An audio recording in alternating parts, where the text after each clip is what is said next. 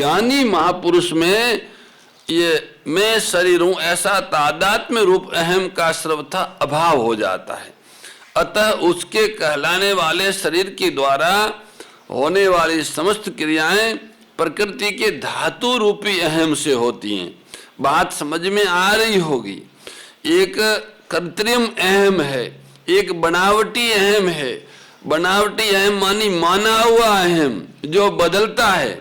उस अहम, वो अहम जब तक रहता है तब तक क्रियाओं में कर्तापन और पदार्थों में ममतापन रहता है।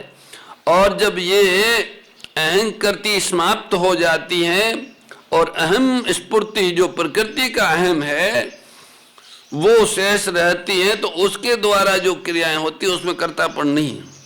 वास्तव में समस्त प्राणियों की सभी क्रियाएं इस धातु रूप अहम स्फूर्ति से ही होती हैं।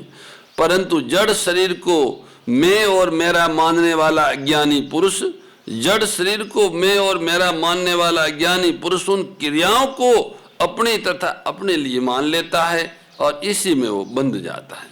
कारण कि क्रियाओं को अपनी और अपने लिए मानने से ही राग उत्पन्न होता है। शरीर के बढ़ने बदलने आदि क्रियाओं के समान ही शरीर निर्वाह की व्यवहारिक क्रियाएं भी स्वाभाविक रूप से होती हैं। परंतु राग द्वेष रहने से साधारण पुरुषों को तो इन क्रियाओं में लिप्तता रहती है, पर राग द्वेष न रहने से ज्ञानी महापुरुष इस क्रियाओं से लिपायमान नहीं होते हैं। सदृशम चेष्टते शवस्या प्रकृति ज्ञानवानपि। यद्यपि अंतःकरण में राग द्वेष न रहने से ज्ञानी महापुरुष की प्रकृति निर्दोष होती है और वह प्रकृति के वशीभूत नहीं होता, तथापि वो चेष्टा तो अपनी प्रकृति के अनुसार ही करता है। उनका जैसा स्वभाव है उसी के अनुसार बोलेगा, उसी के अनुसार चलेगा, उसी के अनुसार प्रसाद पाएगा, उसी के अनुसार वस्त्र धारण करेगा, क्योंकि वो स्वभाव उसका पहले से निर्मित हो गया है। जैसे किसी ज्ञानी पुरुष को कोई कहे कि जो ज्ञानी पुरुष अंग्रेजी भाषा नहीं जानता हो और उनको कहे कि अंग्रेजी बोलो, तो वह बोल नहीं सकेगा। वह जिस भाषा को जानता है उसी भाषा में बोलेगा। जो पहले उनके स्वभाव में नहीं आया वो नहीं कर सकता। और अभी नया सीखना नहीं, कोई सिखाना भी चाहे तो सीखेगा नहीं, आवश्यकता नहीं रही। आग्रह नहीं है न सीखने का, पर सीखने की आवश्यकता नहीं रही। भगवान भी अपनी प्रकृति को वश में करके जिस योनि में अवतार लेते हैं उसी योनि के स्वभाव के अनुसार चेष्टा करते हैं। जैसे भगवान राम या कृष्ण रूप से मनुष्य योनि में अवतार लेते हैं तथा मत्स्य कच्छप वारा आदि योनियों में अवतार लेते हैं, तो वहाँ उस योनि के अनुसार ही चेष्टा करते हैं। भगवान के अवतारी शरीर में भी वर्ण योनि के अनुसार स्वभाव की भिन्नता रहती है, पर परवशता नहीं रहती। इसी तरह जिन महापुरुषों का प्रकृति से संबंध विच्छेद हो गया है उनमें स्वभाव की भिन्नता तो रहती है, पर परवशता नहीं रहती। परंतु जिन मनुष्यों का प्रकृति से संबंध विच्छेद नहीं हुआ उनमें स्वभाव की भिन्नता और परवशता दोनों ही रहता है। ज्ञानी महापुरुष की प्रकृति निर्दोष होती है, वह प्रकृति के वश में नहीं होता, प्रकृति उसके वश में होती है। कर्मों की फल जनकता का मूल बीज कर्तृत्व अभिमान और स्वार्थ बुद्धि है। ज्ञानी महापुरुष में ये दोनों ही नहीं होता, उसके द्वारा चेष्टा मात्र होती है। बंधन कारक कर्म होता है, चेष्टा या क्रिया नहीं, इसलिए यहाँ चेष्टते पद आया है। उसका स्वभाव इतना शुद्ध होता है कि उसके द्वारा होने वाली क्रियाएं भी महान शुद्ध एवं साधकों के लिए आदर्श होती हैं।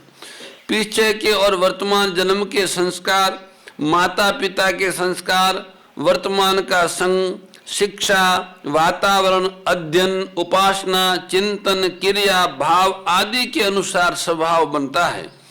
ये स्वभाव सभी मनुष्यों में भिन्न भिन्न होता है। ऐसे भी कह सकते हैं कि इन सारे सब जो अलग अलग बताए हैं, इन सब के मूल में संग है। संग से संस्कार और संस्कारों से स्वभाव बनता है। संक्षेप में ये भी कह सकते हैं, जैसा आहार विहार भाषा भूषा वेश आदि है, ये सब संग है। आहार का संग, विहार का संग, परिस्थिति का संग, देश का संग, काल का संग, जहाँ रह रहे उनका संग, उन भाषाओं का संग, साहित्य का संग। इन संग से उनके अंतःकरण पर संस्कार पड़ते हैं और उन्हीं संस्कार से स्वभाव का निर्माण होता है। इस स्वभाव कहते हैं। ये स्वभाव सभी मनुष्यों में भिन्न भिन्न होता है और इसे निर्दोष बनाने में सभी मनुष्य स्वतंत्र है। स्वभाव तो रहेगा, पर स्वभाव में जो राग द्वेष रूपी विष है, उस विष को मिटाने में सभी स्वतंत्र है। व्यक्तिगत स्वभाव की भिन्नता ज्ञानी पुरुषों में भी रहती है। जीवन मुक्त महापुरुषों में भी उनके व्यवहार में अंतर होता है, स्वभाव में अंतर होता है। चेतन में भिन्नता होती नहीं, पर स्वभाव में भिन्नता होती है। प्रकृति में स्वाभाविक भिन्नता होती है। प्रकृति है ही विषम। जैसे एक जाति होने पर भी आम आदि के वृक्षों पे अवान्तर भेद रहता है, ऐसे ही प्रकृति शुद्ध होने पर भी ज्ञानी महापुरुषों में भी प्रकृति का भेद रहता है। ज्ञानी महापुरुष का स्वभाव राग द्वेष रहित होता है, अतः वह प्रकृति के वश नहीं होता। इसके विपरीत अशुद्ध राग द्वेष युक्त स्वभाव वाले मनुष्य अपनी बनाई हुई परवस्था से बाध्य होकर कर्म करते हैं। निग्रह किम कृष्यति, जिनका स्वभाव महान शुद्ध एवं श्रेष्ठ है, उनकी क्रियाएं भी अपनी प्रकृति के अनुसार हुआ करती हैं। फिर जिनका स्वभाव अशुद्ध है, उन पुरुषों की क्रियाएं तो प्रकृति के अनुसार होगी ही। इस विषय में हठ उनके काम नहीं आएगा। जिसका जैसा स्वभाव है, उसे उसी के अनुसार कर्म करने पड़ेंगे। हमारे यहाँ एक सज्जन आए कि मैं भजन करूंगा, भजन करता हूं तो मेरा मन एक जगह रहता नहीं है, शरीर में दर्द होता है, साधु बन गए। तो हमने उनसे निवेदन किया कि आपका जन्म किसान के घर में हुआ है और किसान की प्रवृत्ति का आपका स्वभाव है। आप श्रम करेंगे शरीर के द्वारा तो आपको भगवत प्राप्ति सहज होगी। आप एक पंडित की तरफ बैठ के पाठ करना चाहेंगे तो आपके स्वभाव में नहीं है, वो आप करे नहीं पाएंगे। इसलिए आप सेवा करें, तन से सेवा करें, हाथों से सेवा करें, तो आपको जल्दी लाभ होगा। भगवान जिसको जैसे जन्म देते हैं, वो पूर्व कर्मों के अनुसार जन्म होता है। प्रारब्ध उससे निर्मित होता है। जिस परिस्थितियों में, जिस घरों में, जिस परिवारों में जैसे वातावरण में जन्म होता है, उसके अनुसार वो जब वहां बड़े होते हैं तो उनका स्वभाव भी ऐसा ही बनता है। कुछ तो पिछले कर्मों का संस्कार और कुछ इस संग का संस्कार, इन दोनों संस्कारों से उनका स्वभाव निर्मित होता है। वो स्वभाव के अनुसार कर्म करेंगे तो उसमें राग द्वेष रहित होकर स्वभावानुसार कर्म करेंगे तो सिद्धि जल्दी होगी। और वे हठपूर्वक स्वभाव को त्याग करके दूसरों के स्वभाव को अपनाएंगे, पर धर्म को अपनाने का प्रयास करेंगे, पर स्वभाव को अपनाने का प्रयास करेंगे। ये स्वभाव एक तरह से उनका स्वधर्म है। ऐसे ही वो दूसरों के स्वभाव को अपनाएगा हठपूर्वक, तो उसका कल्याण जल्दी नहीं होगा और उसमें भय और भी होगा। यदि स्वभाव अशुद्ध हो तो वो अशुद्ध कर्मों में, और शुद्ध हो तो शुद्ध कर्मों में मनुष्य को लगा देगा। अर्जुन भी जब हठपूर्वक युद्ध रूप अपना जो कर्तव्य है क्षत्रिय का, उसका त्याग करना चाहते, तब भगवान उन्हें यही कहते हैं कि तेरा स्वभाव जो पुराना है तुझे बलपूर्वक युद्ध में लगा देगा। प्रकृति स्वाम नियोक्षति, क्योंकि तेरे स्वभाव में छात्र कर्म करने का प्रवाह है, इसलिए स्वाभाविक कर्मों से बंधा हुआ तुम प्रवश होकर युद्ध करेगा। इसमें तेरा हठ काम नहीं आएगा। जैसे 100 मील प्रति घंटे की गति से चलने वाली मोटर अपनी नियत क्षमता से अधिक नहीं चलेगी, ऐसे ज्ञानी महापुरुष के द्वारा भी अपनी शुद्ध प्रकृति के विपरीत चेष्टा नहीं होगी। जिनकी प्रकृति अशुद्ध है, उनकी प्रकृति बिगड़ी हुई मोटर के समान है। बिगड़ी हुई मोटर को सुधारने के दो मुख्य उपाय है। मोटर को खुद ठीक करना, अगर जानकार हो तो खुद ही ठीक कर ले, और अगर जानना ना आता हो, ठीक करना ना आता हो, तो मोटर को गैरेज में पहुंचा दें। इसी प्रकार अशुद्ध प्रकृति को सुधारने के भी दो उपाय हैं मुख्य। एक है राग द्वेष रहित होकर कर्म करना भगवान, और दूसरा है भगवान की शरण में चले जाना। यदि मोटर ठीक चलती है तो हम मोटर के वश में नहीं है, और यदि मोटर बिगड़ी हुई है तो हम मोटर के वश में है। ऐसे ज्ञानी महापुरुष प्रकृति के शुद्ध होने के कारण प्रकृति के वश नहीं होता, और अज्ञानी पुरुष प्रकृति के अशुद्ध होने के कारण प्रकृति के वश होता है। जिसकी बुद्धि में जड़ता का महत्व है, अर्थात सांसारिक भोग और संग्रह का महत्व है, सांसारिक पदार्थों के भोग और संग्रह का महत्व है, ऐसा मनुष्य कितना ही विद्वान क्यों न हो, उसका पतन अवश्यम भावी है। परंतु जिसकी बुद्धि में जड़ता का महत्व नहीं है और भगवत प्राप्ति ही जिसके जीवन का उद्देश्य है, ऐसे मनुष्य विद्वान न भी हो तो भी उसका उत्थान अवश्यम भावी है।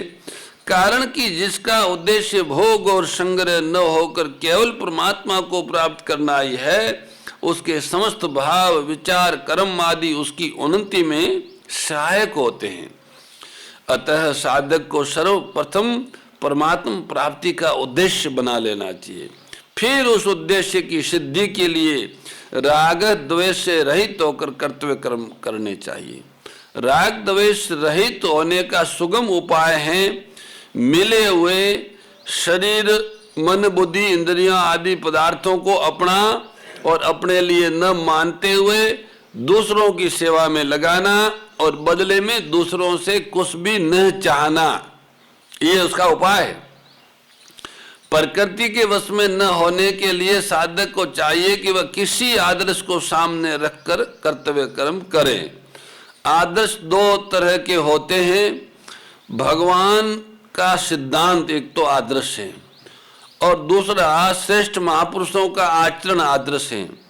आदर्श को सामने रखे कर्म करने वाले मनुष्य की प्रकृति शुद्ध हो जाती है और नित्य प्राप्त परमात्मा तत्व का अनुभव हो जाता है। इसके विपरीत आदर्श को सामने न रखकर कर्म करने वाला मनुष्य राग द्वेष पूर्वक सभी कर्म करता है, जिससे राग द्वेष पुष्ट हो जाते हैं और उसका पतन हो जाता। नष्टान विद्धि, जैसे नदी के प्रवाह को हम रोक तो नहीं सकते पर नहर बनाकर मोड़ सकते हैं, ऐसे ही कर्मों के प्रवाह को रोक तो नहीं सकते पर उसका प्रवाह मोड़ सकते हैं। निस्वार्थ भाव से केवल दूसरों के हित के लिए कर्म करना ही कर्मों के प्रवाह को मोड़ना है। अपने लिए किंचन मात्र भी कर्म करने से कर्मों का प्रवाह मुड़ेगा नहीं। केवल दूसरों के हित के लिए कर्म करने से कर्मों का प्रवाह संसार की ओर हो जाता है और साधक कर्म बंधन से मुक्त हो जाता है।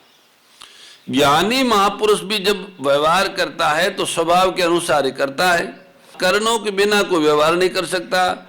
जैसे आचार्य बालक की स्थिति में आकर ही उसको वर्णमाला क ख ग सिखाता है, ऐसे ज्ञानी महापुरुष भी साधारण मनुष्य की स्थिति में आकर ही उसको समझाता है, अर्थात व्यवहार करता है। चेष्टते पद का तात्पर्य है कि वह कर्म करता नहीं, प्रत्युत उससे प्रकृति के अनुसार अपने आप क्रिया होती है। जैसे वृक्ष के पत्ते हिलते हैं तो उनसे कोई फलजनक कर्म नहीं होता, ऐसे ही कर्तृत्व अभिमान न होने के कारण उसके द्वारा कोई शुभ अशुभ कर्म नहीं बनता। ज्ञानी महापुरुष भी दूसरों के हित में लगे रहते हैं, क्योंकि साधना अवस्था में उनका स्वभाव ही प्राणी मात्र का हित करने का बन गया था, इसलिए सिद्ध अवस्था में भी वो ऐसा ही करेगा। साधना अवस्था में साधक का ये मंत्र है, सर्वभूत हिते रता।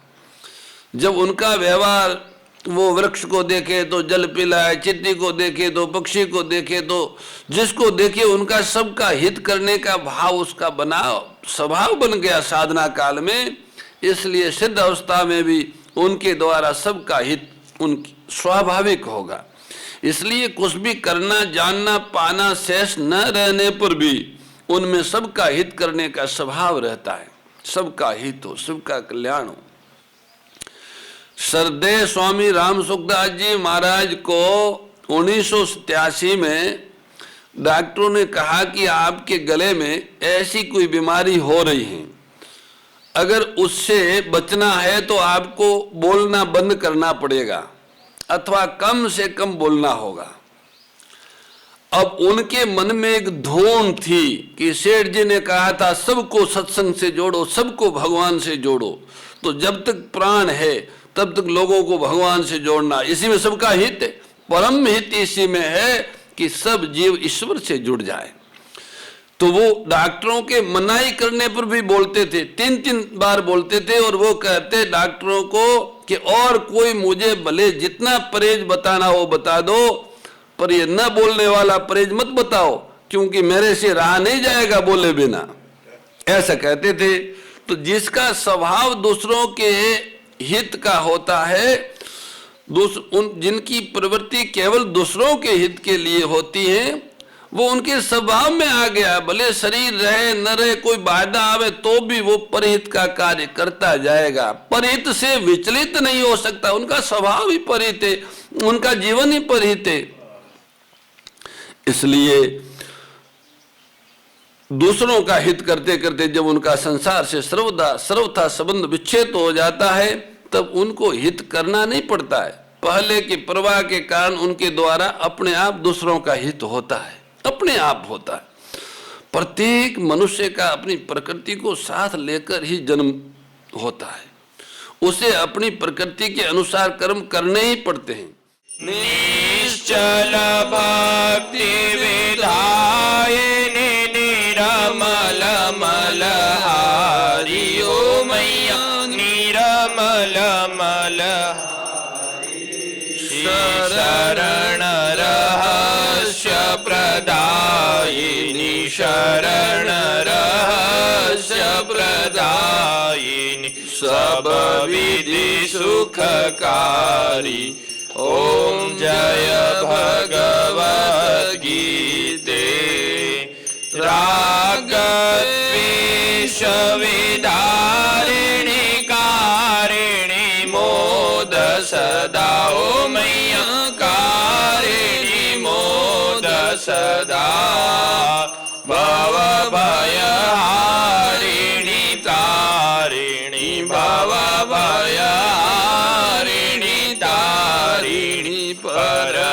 परमानंद प्रदा ओम जय भगवद गीते।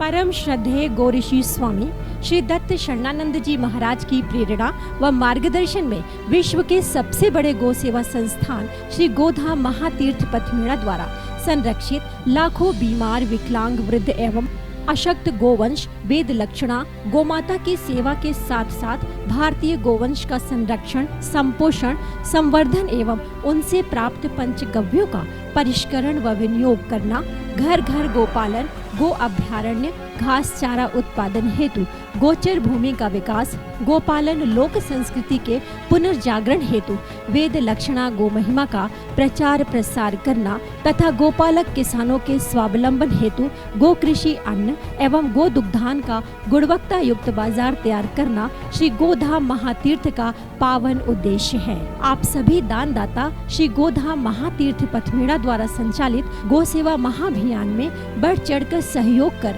लाखों बीमार, विकलांग, वृद्ध एवं अशक्त गोवंश के गोग्रास सेवा हेतु श्री गोधाम महातीर्थ पथमेड़ा लोक पुण्यार्थ न्यास के बैंक ऑफ बड़ौदा खाता संख्या 084901000238827 IFSC कोड BARB 0 ASHRAM शाखा आश्रम रोड अहमदाबाद में गोग्रास सेवा निमित्त जमा कर सकते हैं। अधिक जानकारी के लिए संपर्क करें 7742093179 7665059999 7073000151।